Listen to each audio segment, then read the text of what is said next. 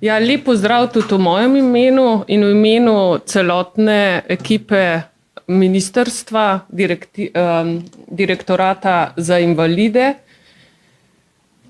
Tole naše področje osebne asistence vsem skupaj povzroča kar nekaj izzivov. Zato je tudi ministrstvo že v začetku letošnjega leta skupaj z različnimi deležniki, največja teža pa je bila na pogajalski skupini, pripravila predloge sprememb zakona o osebni asistenci. Vsi vemo, da je osebna asistenca zelo pomembna in da je v bistvu civilizacijski napredek, ko je bila uvedena in smo samo uvedbo res dosegli nekaj velikega. Hkrati pa ugotavljamo, da se je v času izvajanja te osebne asistence pokazalo, da na nekaterih področjih so potrebne spremembe, tudi korenite spremembe in da se dejansko storitev, ki je potrebna, ki jo invalidi, osebe z različnimi potrebami, nujno potrebujejo, da se uredi na ustrezen način. Da so sredstva dodeljena transparentna tistemu, za katere so namenjena. Zdaj, ta pogajalska skupina, ki je bila formirana v začetku letošnjega leta, je sestavljena tako, predvsem so tukaj not uporabniki, skoraj polovica je uporabnikov osebne asistence, pomembni so tudi izvajalci, ker tudi njihovo informacijo potrebujemo. Potem je v pogajalski skupini tudi vaša predsednica, predstavnica NSIOS-a, zraven je Inštitut za socialno varstvo, ki ocenjuje potrebe po osebni asistenci, sindikat osebne asistence in predstavniki tudi tistih, ki odločajo, to so koordinatorji invalidskega varstva. Tako da s tem smo želeli zaokrožiti čim večji krog tistih, ki to področje poznajo in mogoče je malo neroden izraz pogajalska skupina, bolj posvetovalna skupina, ki je v pomoč pri uvajanju sprememb. Zdaj 15.9. smo predlog teh sprememb posredovali v javno obravnavo, ki še vedno poteka. Še vedno poteka v bistvu pridobivanje pripomb na posredovan predlog in danes bi vam jaz predstavila te predloge, ki so bili tudi v javni obravnavi. Zdaj predlogov, da vam povem, da mogoče najbolj plastično je več kot 1500 strani. In zelo težko je si predstavljati, kako tak dolg, če rečem poenostavljeno, roman prebrati, pa vse tudi potem na nek način argumentirati, zakaj je, zakaj ja, zakaj ne. Zato v bistvu tudi to javno obravnavo podaljšujemo, hkrati pa tudi potekajo še razprave, kako stvari narediti, tako da bo ustrezno. Zdaj, mogoče še preden grem čist konkretno po teh vsebinah, ta naša posvetovalna skupina se bo tudi še potem sestala in mi načrtujemo, da bomo nov predlog sprememb dali še enkrat v kratko javno obravnavo, ko ga bomo pripravili. Tak je zdaj načrt, kdaj točno pa zdaj težko rečem. Delamo pa na tem, da čim prej. Ampak zaradi teh vseh obsežnih vsebin še težko napovem. Zdaj mogoče, kaj je namen osebne asistence in kaj tudi mi zasledujemo, da je dejansko, da se tem osebam, ki imajo težje invalidnosti, priskrbi storitev, da lahko funkcionirajo na enak način kot mi vsi ostali državljani. To je namen. Poudarjamo to nezmožnost uporabnika in hkrati filozofijo neodvisnega življenja, da je to bistvo. Izpostavljamo pa močne plati uporabnikov. In zdaj, kot veste, je bila tudi vmes dolgotrajna oskrba sprejeta, tudi to moramo upoštevati in zato so tudi te spremembe, ki so bile posredovane, šle v to smer. Zdaj pa grem kar res konkretno. Najprej predlog teh prvih sprememb v definiciji osebne asistence. Ostane splošna definicija, da je ta pomoč uporabniku zaradi vrste in stopnje invalidnosti. Invalidnost je okoliščina, zaradi katere potrebuje nekdo pomoč. In zato tudi opredelimo različne invalidnosti, ni pa ta invalidnost že, če jo nekdo ima, že izpolnitev pogoja, da bo tudi pomoč dobil. Ker je potem še ocenjevanje, potrebna je ta izpolnitev pogoja, da gre za težjo invalidnost, ker je z minimalnim številom ur tudi opredeljeno. Posebej pa opredelimo, da ne zaradi bolezni, bolezenskega stanja, ker trenutno je bilo veliko uporabnikov, ki so imeli eno bolezensko stanje, ki se je tudi izboljšalo, pa so še vedno koristniki osebne asistence in tu to ne želimo, da se nadaljuje. Ne pomeni pa to, da če je nekdo zaradi bolezni postal invalid, da ni upravičen. To pa ne.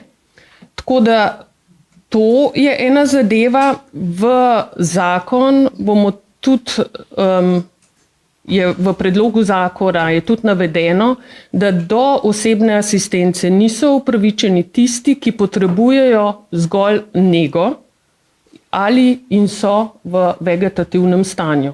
Ker tudi take osebe imamo trenutno v osebni asistenci in to želimo posebej navesti, ker zdaj ni bilo eksplicitno določeno. Potem v zakonu opredeljujemo, kaj je aktivnost. Zdaj je bilo to zelo široko, nedefinirano in zdaj tukaj v predlogu da se je to skrb za otroka do 18 leta starosti, zaposlitev ali aktivni iskalec zaposlitve, ali nekdo, ki se izobražuje, vodenje, varstvo in zaposlitev pod posebnimi pogoji, ali pa druge aktivnosti vključevanja v družbo na lokalnem, regionalnem, državnem ali mednarodnem nivoju. To opredelimo.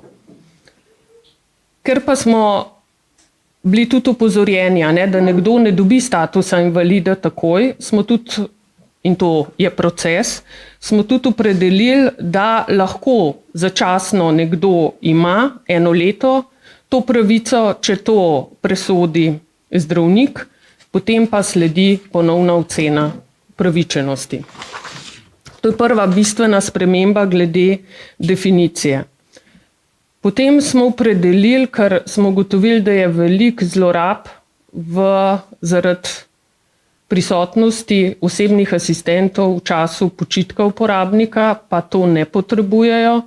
Zato smo opredelili, da se obvezna prisotnost osebnega asistenta lahko odobri in tudi se to v oceni opredeli, samo če je v nočnem počutku, v obdobju počitka nočnega rečemo, zato ker je bila takoj dilema, kaj pa dnevni počitek, v bistvu v tistem času, ko uporabnik rabi počitek.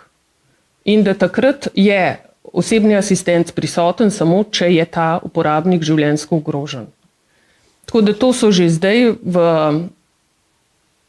tem času ocenjevanja so že odločali SPIZ-ove komisije, to je že zdaj bil sistem, zdaj pa to želimo še eksplicitno opredeliti.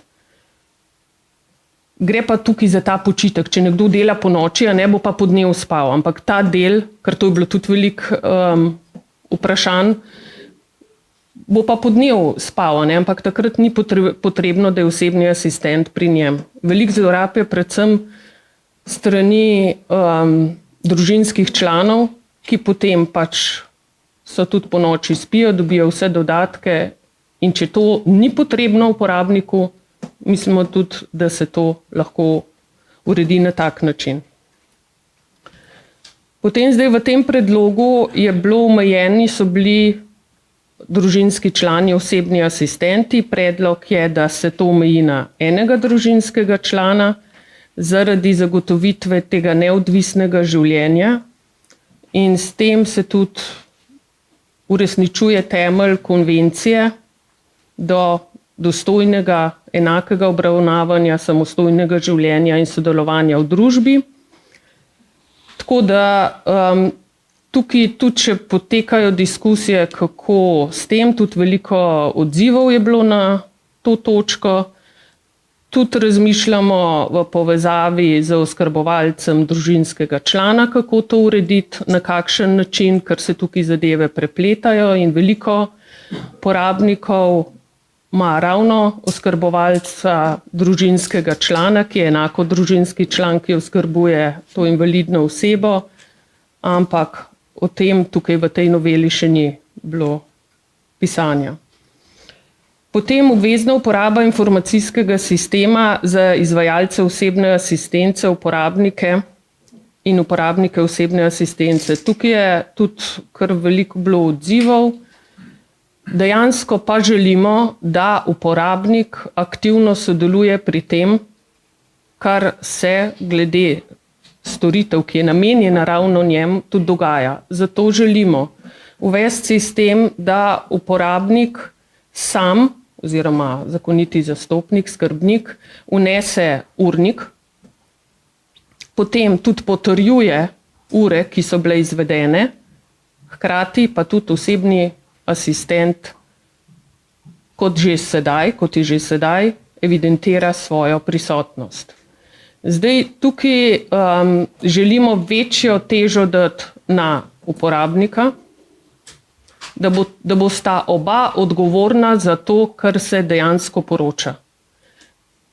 To je zgolj in zgolj samo z namenom nadzora, ker žal ugotavljamo kar velike zlorabe, in ko enkrat oba potrdita, da se storitev izvaja, potem ni mogoče več zatrjevati, da se je nekaj drugega zgodilo, da se je zadeva prilagodila, ko pride v nadzor ali koordinator invalidskega varstva ali pa kdorkoli drug. Ker zdaj uvajamo pa, da bo poleg koordinatorjev izvajal nadzor tudi socialna inšpekcija, socialni inšpektorji.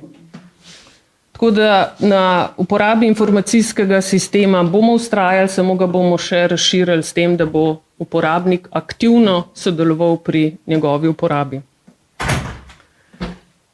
Potem je ta del, ki se nanaša na ta del, koliko je v bistvu angažiranih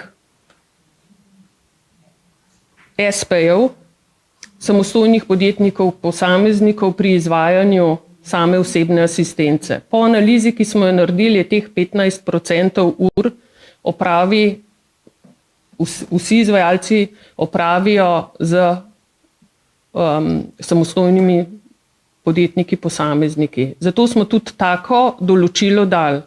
Ugotavljamo, da to bo polovico vseh izvajalcev bo mogli prilagoditi, če ostane tako, kot je predlagano, bo mogli prilagoditi svoje delo, ampak ker nekateri, verjamete ali ne, 86% delajo samo z SP-ji. In to je nedopustno. Ne? Tako da tukaj to želimo omejiti, ravno zaradi tega, da se potem tudi izvajanje prilagodi na način, da je tudi storitev ustrezna, ker vse veste, SP-ji nimajo vseh tako zagotovljenih nevarnost, nimajo, ne dopusta nimajo, največ so to družinski člani in tukaj želimo narediti eno mejo. Se strinjamo, da so predvsem SP-ji angažirani za kakšne manjše, ali pa da uskočijo, a ne, ko je potrebno, ne pa, da je to za redno izvajanje, 40-urni delovnik pa so SP-ji. Potem so spremenjeni pogoji za pridobitev statusa izvajalca osebne asistence. Tukaj je predlog tudi, da se aktivno vključijo tudi invalidi v samo izvajanje osebne asistence, ker mislimo, da in tudi ugotavljamo, da tam, kjer ste invalidi osebno angažirani, je tudi manj zlorab, večje zavedanje in zato to vpeljujemo. Zdaj v trenutnem predlogu je, da je najmanj 30 uporabnikov na posameznega izvajalca in da je tam angažiran en invalid, dopuščamo pa zdajšnjo ureditev, pa da je potem več invalidov, smo pa tudi dobili, sploh pri tem drugem predlogu, da je 75% invalidov, kako se to šteje, tako da tukaj tudi razmišljamo, da bo treba zadevo spremeniti, prilagoditi. Razmišljali smo tudi o zgornji omejitvi števila uporabnikov na izvajalca, ampak to so še vse diskusije. Potem podrobno opredeljujemo pogoje za odvzem statusa izvajalca osebne asistence. Mi smo v preteklosti dejansko že odvzeli status 3 izvajalcem osebne asistence in zato to podrobno še opredeljujemo. Predvsem želimo, da se zelo jasno napiše, da izgubi status izvajalec, ki se finančno okoristi s pridobljenimi sredstvi za izvajanje osebne asistence ali se pri nadzoru, ki je tudi zelo jasno opredeljen v zakonu, ugotovijo te bistvene kršitve, ki so opredeljene. Tukaj dejansko tudi vsi 3 izvajalci, en od njih je celo tudi že vrnil sredstva oziroma pri zadnjem računu je zgodba zaključena, ostali so v postopkih, tudi kazenskih, tudi na policiji in zato je tukaj tudi bistveno, da so stvari v zakonu jasno opredeljene, da so potem tudi te postopki lažje izpeljivi.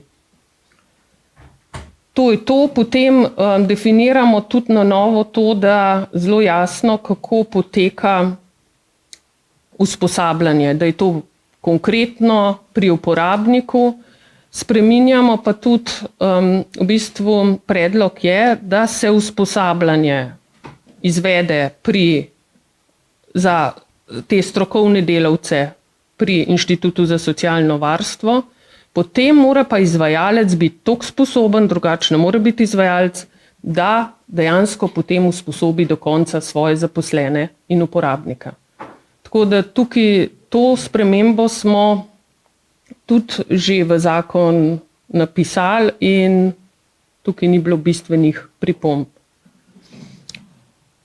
Potem naslednja točka glede ocenjevanja upravičenosti do osebne asistence in podaja mnenj o obsegu ur in o vrstah storitev, ki naj bi se izvajale pri uporabnikih. Tukaj potekajo tudi še pogovori. V tem predlogu je, ker ste tudi mnogi opozorili, da bi mogel pri ocenjevanju sodelovati tudi nekdo, ki pozna posamezne invalidnosti. To se mi zelo zavedamo, tako da zdaj v tem predlogu je tudi to navedeno. Tudi določen rok, ko naj bi se te komisije prenesle na centre za socialno delo oziroma center. Tukaj moramo biti tudi zelo pozorni, ker vemo, kakšne so bile izkušnje v preteklosti, da so bile te komisije tudi preširoko zastavljene, potem ocenjevanje ni bilo poenoteno, tako da tukaj smo zelo previdni in bomo tudi iskali najboljše variante, da se bo dejansko delo teh komisij, ki bodo ocenjevali te potrebe, poenotile in hkrati tudi strokovno, da bo to ocenjevanje ustrezno. Potem ostaja tudi še v zakonu, to nismo spreminjali, ta ponovna ocena v roku 5 let od pridobitve pravice, tu je nespremenjeno, ni pa več te ponovne ocene v 3 letih po uveljavitvi zakona, kar se tudi ni izvajalo. Določa se odgovornost uporabnika, ki je zdajšnji zakon ni vseboval, zelo jasno je opredeljeno, da je tudi uporabnik odgovoren. Mi smo na primer pri nadzoru ugotovili dejansko, da sta uporabnik in izvajalec podpisala dogovor, da si bosta izmenjala 50-50 glede na to, kar bojo prijeli od ministrstva. To smo pri izvajalcu ta dogovor čisto po slučaju celo našli.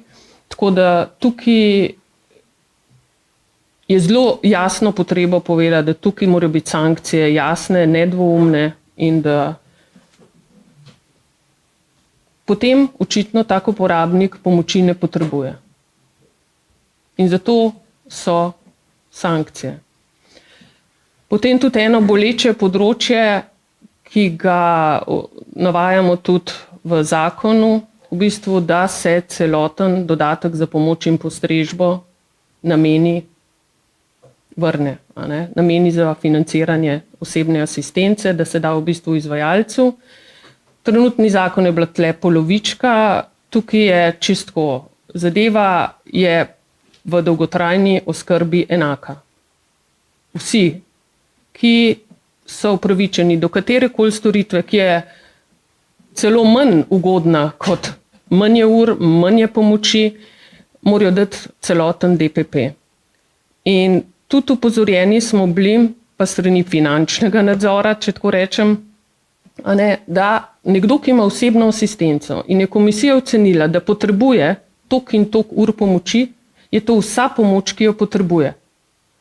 In iz tega vidika smo nekako in iz vidika poenotenja zadev na drugih področjih na nek način prisiljeni, da uredimo stvari tako, kot je.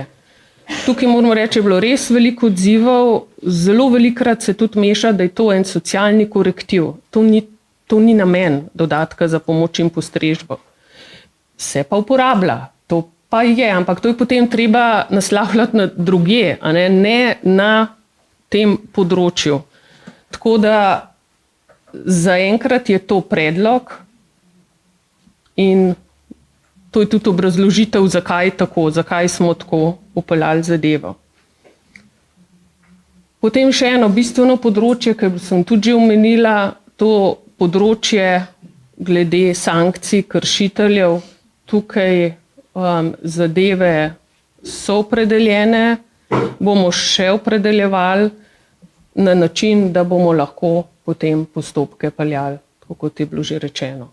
Tako da to je en zdaj res grob, hiter pregled glavnih teh sprememb zakona, ki pa pravim so še v diskusiji, zadeve še usklajujemo in jih bomo še usklajevali in ko bo nova varianta, boste tako vsi obveščeni, pa bomo spet prosili za odziv, ker le skupaj bomo lahko našli najboljšo rešitev, verjetno pa ne bo pa za vse, sploh za tiste, ki tukaj v tem sistemu mogoče iščejo tudi razne izhode, da ne bojo za vse najbolj po volji, ampak mi moramo narediti sistem, ki bo transparenten in ki bo prinesel storitev tistemu, ki jo dejansko potrebuje.